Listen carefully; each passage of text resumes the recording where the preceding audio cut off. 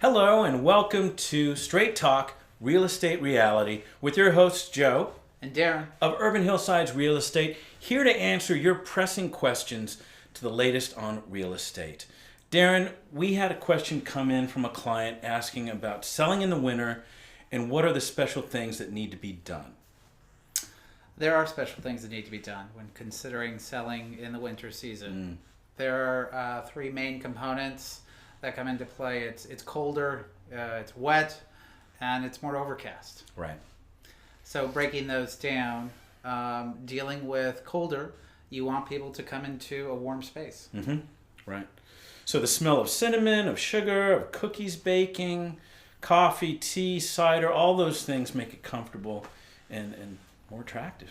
Yes, very much so. When it comes to wetness, if it's raining, you're wanting to keep the house as clean as possible. Doormats in all locations. Right. And potential some exterior spaces that there might be limitations in navigating if it's raining. Right. Right. We don't want anybody to slip and fall. Yeah. You also want them to bring mud in the house. Right. So again, keep it clean and dry, as always, but especially again with the wet and the rain.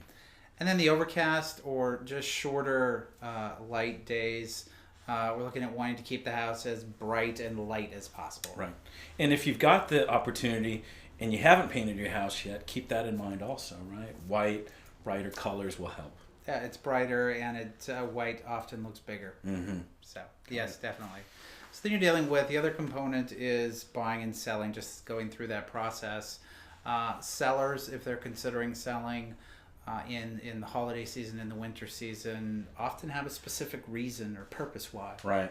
They've got a deadline. There's something compelling them to go through this. Yes, very much at this time.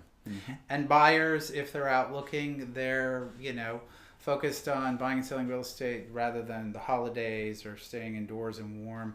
They're hoping for some advantage. Maybe fewer buyers out there, a little less competition. Right, and that certainly happens. There are not as many people looking. Yeah. So. Yeah, very much so.